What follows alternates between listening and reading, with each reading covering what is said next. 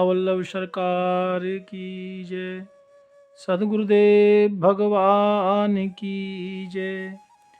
ना गुरुरधिकं तत्त्वं ना गुरुरधिकं तपः ना गुरुरधिकं ज्ञानं तस्मै श्री गुरुवे नमः।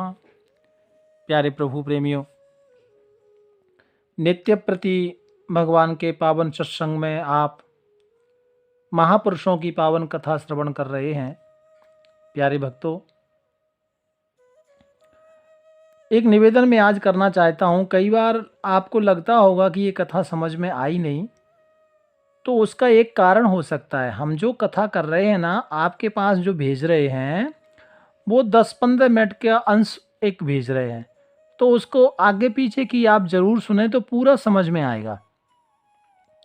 तो प्यारे भक्तों, कल आप सभी ने श्रवण किया कि किस तरह से स्वामी जी ने श्रीरंगम में आए और वहाँ गुरुदेव भी आए थे, गोष्ठी पूर्ण जी महाराज, और किस तरह से एक भक्त ने जो रेत पर पड़ गए थे अपने हृदय पर रख लिया था रामानुज जी को। बाद में वो उनके रसोईया बने, किडाम्बी आंचन उनका नाम था। प्यारे भक्तों, भगवान श्री रंगम का जहाँ स्थान है श्रीरंगम, वहाँ से फिर आगे बढ़े हैं और कई भाष्याओं जो भाष्यादि हैं उनकी रचना की, और रचना करने के बाद में पूरे विश्व के भ्रमण के लिए दिग्विजय यात्रा की। प्यारे भक्तों, श्री स्वामी जी के दिव्योपदेश से असंख्य नर नारी भगवान के सम्मुख हुए, यानी भगवान की शरण में आए। बड़े बड़े नास्तिक जो थे ना, भगवान को जो गाली देने वाले थे, एवं विषयासक्तों में भी जो नारायण परायण होकर के, यानी अपना लोक परलोक उन्होंने भी सुधार लिया, जो विषयों में पड़े हुए थे, वे भी भगवान नारायण की कृपा उनको मिली स्वामी जी के सानिध्य में। प्यारे भक्तों, और एक बार की घटना है, दक्षिण दिशा में निछुलापुर में एक धनुषदास नाम का एक व्यक्ति रहता था। प्यारे भक्तों, जब स्वामी जी यात्रा कर रहे थे ना, तो वो व्यक्ति स्वामी जी को रास्ते में मिला, और रास्ते में स्वामी जी ने क्या देखा कि ऐसे पैदल चल रहे थे, तो वो धनुषदास ने अपनी पत्नी के सिर के ऊपर छतरी की हुई थी धूप में, और वो दोनों चल रहे थे, और वो अपनी पत्नी का ही चेहरा देखते हुए आगे जा रहा था। हमेशा पत्नी को ही देखता रहता। तो श्री रामानुजाचार्य भगवान ने देखा कि व्यक्ति कितना मोह ममता में फंसा हुआ है, और उसको पूछा, भैया तुम ऐसा क्यों करते हो? तो कहा, स्वामी जी मुझे आज तक इससे सुंदर दूसरा मुखड़ा दिखने में ही नहीं आया, ये सुंदर बहुत है, इसलिए मैं इसको ही देखता रहता हूँ, मेरा मन प्रसन्न होता है। स्वामी जी ने इसका कल्याण कैसे किया? तब स्वामी जी श्री रामानुजाचार्य भगवान ने रंगनाथ भगवान से प्रार्थना की कि ठाकुर जी, अब इससे मेरी गल हो गई है। ये प्रार्थना की कि ये अलौकिक छवि में इतना इसका ये मन है, इतना घुमा हुआ है, और ये इस संसार में फंसा हुआ, और कहता है कि इससे सुंदर छवि मैंने कभी देखी नहीं। तो कृपा करके दीनानाथ भगवान श्री रंगम से प्रार्थना की कि अपनी अपनी छवि का, यानी अपनी छवि सुधा, भगवान को कहा कि अपने स्वरूप का रसपान यानी अमृत पान इसको कराकर सर्वदा के लिए इसको अपना बना लो। ऐसा श्री रामानुजाचार्य भगवान ने प्रार्थना की श्रीरंगम भगवान से। प्यारे भक्तों, धनुषदास जी के लिए जब ये प्रार्थना की स्वामी जी, तो क्योंकि भगवान के अनन्य भक्त थे और सुनते थे भगवान उनकी। जब स्वामी जी ने ऐसा कहा कि इसे भी अपनी शरण में ले लो और इसको अपनी छवि के स्वरूप का दर्शन कराइए, तो स्वामी जी के ऐसा कहने पर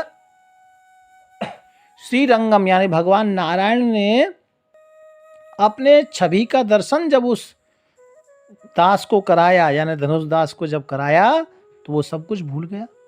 बोले ये तो बहुत सुंदर छवि है, इससे बड़ा तो कुछ हो ही नहीं सकता। और फिर एकदम उसको ज्ञान हो गया। उसको लगा ये स्वामी जी की बड़ी कृपा मेरे ऊपर हुई है। चरणों में गिर पड़ा और कहा कि बाबा मैनू अपना शिष्य बना लो। स्वामी जी ने आभार जताते हुए और बिना किसी पक्षपात के दोषारोपण करने जो लोग करने लगे थे या करते थे, और ऐसे कई लोग होते हैं और ग्रुप में सब तरह के लोग होते हैं, लेकिन एक बार कहने पर स्वामी जी ने उसको अपनी शरण में ले लिया। प्यारे भक्तों, अब जो लोग कुछ साथ चलते थे ना, उसमें कई बार झगड़ा होता।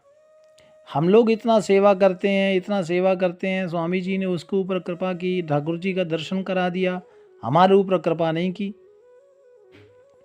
और फिर इस दोष निवृत्ति के लिए स्वामी जी ने एक लीला की।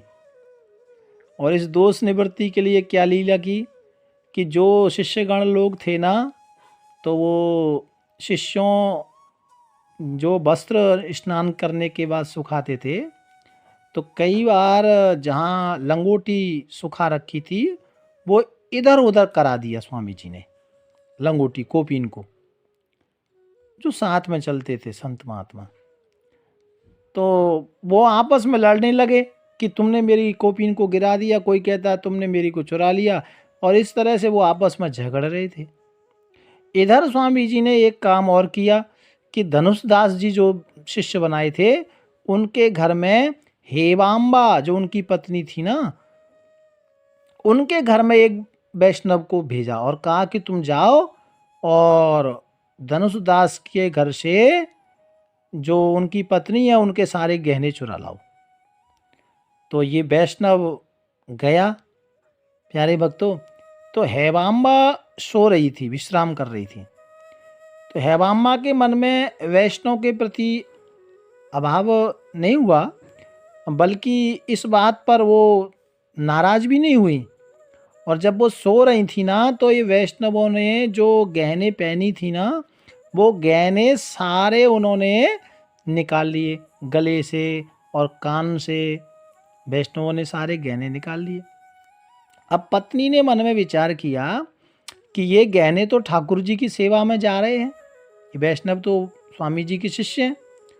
तो पत्नी ने सोचा कि अभी एक तरफ के जो कान के और गले के सब निकल गए, तो दूसरी तरफ के जो मेरे कान के आभूषण हैं ये तो रह ही जाएंगे और ये बुरा मानेंगे। इसलिए वो दूसरी ओर उसने करौट ले ली और कि सब इधर से भी ये निकाल लें। लेकिन जब वैष्णवों ने देखा कि शायद ये जाग रही हैं, तो वो सब चले गए। प्यारे भक्तों, ऐसा भाव जानकर स्वामी जी ने सभी शिष्य परिकर में सभी शिष्यों को बुलाकर कहा कि देखो, तुम तो एक छोटी सी लंगोटी के लिए आपस में लड़ रहे थे और धनुर्दास की यहाँ चोरी होने पर भी कुछ भी मन में बुरे विचार नहीं आए। इसलिए मेरी विशेष कृपा धनुर्दास के ऊपर है। प्यारे भक्तों, और ये बात जब धनुर्दास जी को पता लगा ना कि चोरी करने के लिए वैष्णव आए, तो उसने पत्नी ने कहा कि इस तरह से वैष्णव लोग आए थे। तो धनुर्दास जी ने कहा तो फिर पूरा क्यों नहीं दिया? कहा पूरा ही तो देने वाली थी, तभी तो करौट ली कि इधर एक कान का निकाल लिया, दूसरे कान का तो रह ही गया। लेकिन वो छोड़ के चले गए, उनको लगा कि ये जाग गई। तो स्वामी जी ने अपने शिष्यों को बताया कि देखो इसका भाव कैसा है और इसकी पत्नी का भाव और कैसा है, कितना सुंदर है। क्योंकि जो धनुर्दास जी थे ना, वो स्वामी जी के मुख से उन्होंने विभीषण की शरणागति का प्रसंग सुना था, उससे बड़े प्रभावित थे। तो अतः एक बार जब चर्चा कर रहे थे ना विभीषण जी की, तो जांच पड़ताल की बात सुनकर धनुर्दास जी कथा से उठकर जाने लगे। क्यों? क्योंकि उनको लगा कि भैया आप विभीषण को तो भगवान शरण में लेंगे नहीं, क्योंकि वो रावण का भाई है।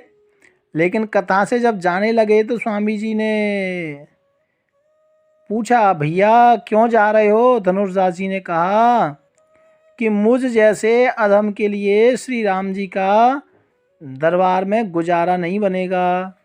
स्वामी जी ने कहा ठीक है, लेकिन पूरा तो सुन लो।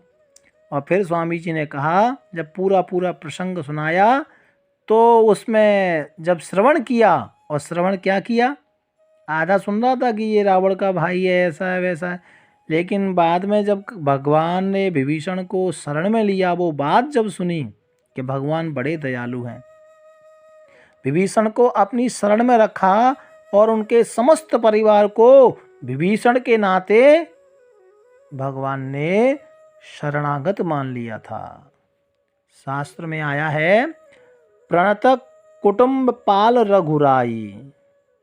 तो जब ये बात धनुर्दास जी ने सुनी कि इतना राक्षस परिवार का होने के बाद भी भगवान ने उनको शरण में लिया, तब धनुर्दास जी को मन में सुख मिला कि भगवान इतने दयालु हैं। तो कहने का भावार्थ ये है प्यारे भक्तों कि जो संत महापुरुष होते हैं ना, ये किसी न किसी रूप से अपने भक्तों का कल्याण करते ही हैं।